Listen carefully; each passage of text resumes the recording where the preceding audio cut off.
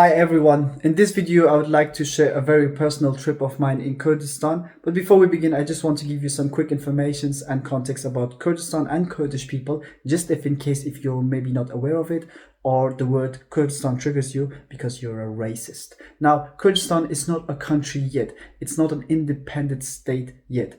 But Kurdish people have been existing for thousands of years in Middle East. In fact, Kurdish people are the largest ethnic group without a state of their own. Now, in historical terms, Kurdistan, it's a Jew cultural region right now, which is located in 4 modern Middle Eastern countries.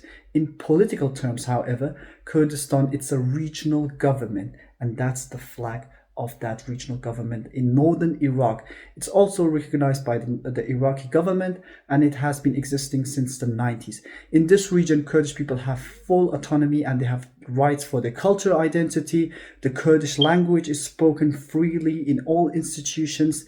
They have their own military. The children sing the Kurdish national anthem, and it's a place full of culture, resilience, and pride. Now let's get back to the video. I was actually born in this mountainous region, but right now I live in abroad. However, I do keep visiting Kurdistan. It's 1st June 2025. Kurdistan in the summer can be hot, but thanks to the mountains in the north, it's actually the coldest region in Iraq even in the summer. I spend most of my time in a town called Sarsink, but I also visited the city of Dhook and some other cities. I'm going to take you through both the stunning views, the people, the food, the traditions, and also one part of Kurdistan that disappoints me. Let's start with Sarsink, a small town about 40 kilometers north of Dhook. It is surrounded by green mountains and forest, and it is especially popular in summer because the weather is cooler here. Locals and families from other parts of Kurdistan and Iraq come to Sarsink to relax and enjoy the nature. Just nearby is Azadi, the village where I grew up. It sits between 2 mountain ranges, Gara and Matin. This village is quiet, rugged, peaceful, and it holds most of my earliest memories. One of the most unusual landmarks nearby is on top of Gara mountain, an old palace once owned by Saddam Hussein. It's now controlled by the Kurdish military. The contrast is surreal, the history, the mountain, the silence around it. Even closer to the mountain is Garagu, a freezing cold area known for its stunning natural beauty. I'm happy to say that my old school teacher right now is taking care of it. Lots of tourists come here to enjoy the nature, to see the water and the mountain. Heading toward the Matin mountain. It's just in front of the Gara mountain, but it is smaller. It's close to a place called Kurdish. I also visited another place called Ashawa with my friends, and I found this beautiful spot which is called Gada. Now let's come back to Dhook, the city where I was born. Dhook is one of the major cities in the Kurdistan region. It's busy, warm, welcoming, and beautifully framed by mountains and valleys.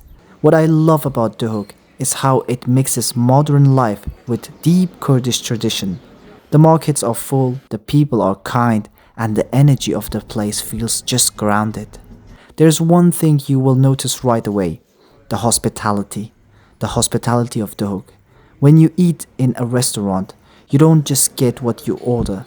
They bring you salads, soups, yogurts, and little snacks before the main dish. And you don't pay extra. It's just free. It's just part of the culture. Not just Dhook, but every place in Kurdistan. A way of saying you're welcome. There's a town near Dhook called Selvita that's famous for its fresh fish, caught and grilled right in front of you, with an incredible view of the mountains. And don't get me started on Kurdish homemade food.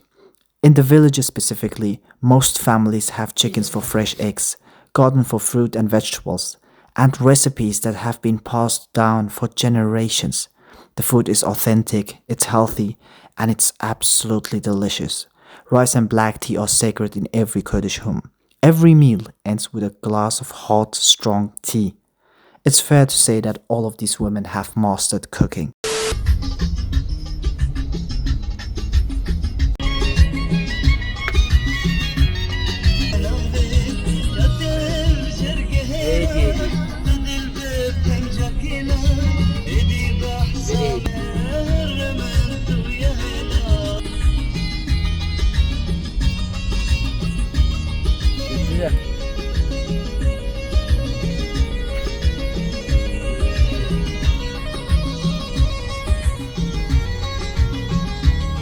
One social phenomena about Kurdistan that truly blows my mind is how the socializing system works.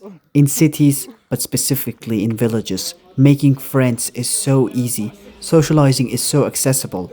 It's not really considered normal to walk alone or to be alone. People are always connected, and I find that so refreshing. Because in many Western cities, loneliness is a growing epidemic. Here, the biggest form of entertainment is simple: talking, connecting, and being together.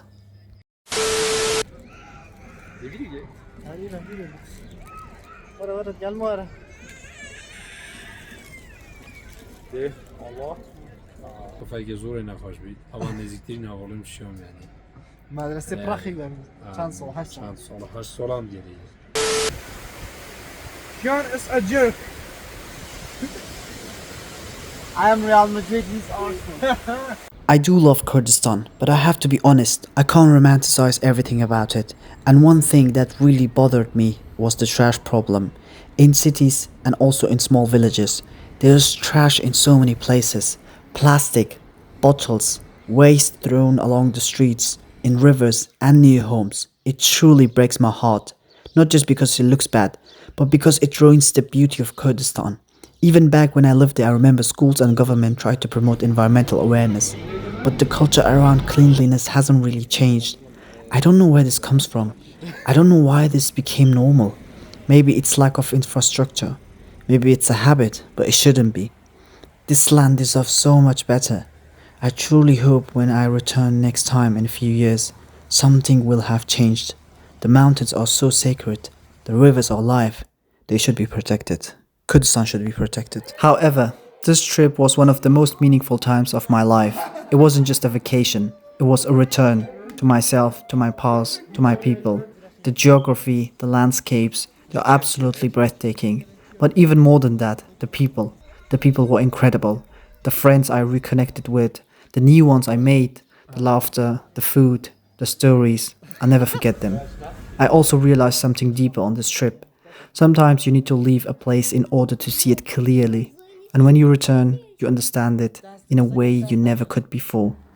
Kurdistan is not perfect, but it's real. If you ever get the chance to visit Kurdistan, do it.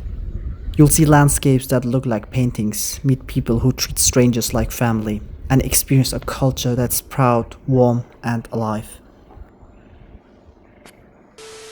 By the way, I do admit that I myself haven't really discovered Kurdistan properly yet.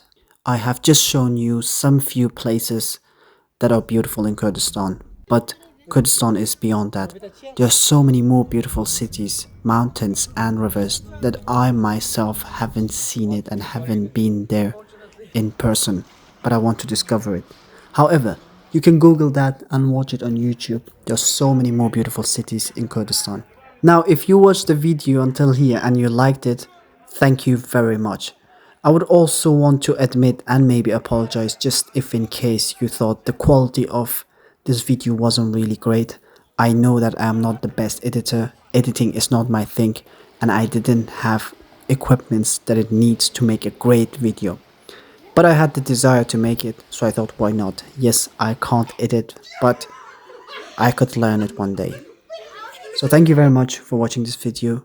By the way, if you have never been to this place but you ever get an opportunity to visit it, then please visit Kurdistan. I could assure you right now, you will never regret that decision.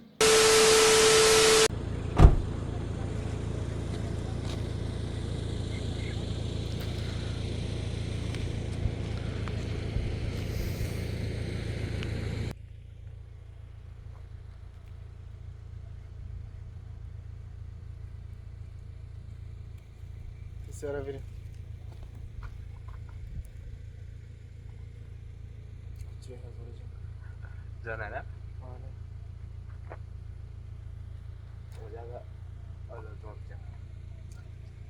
How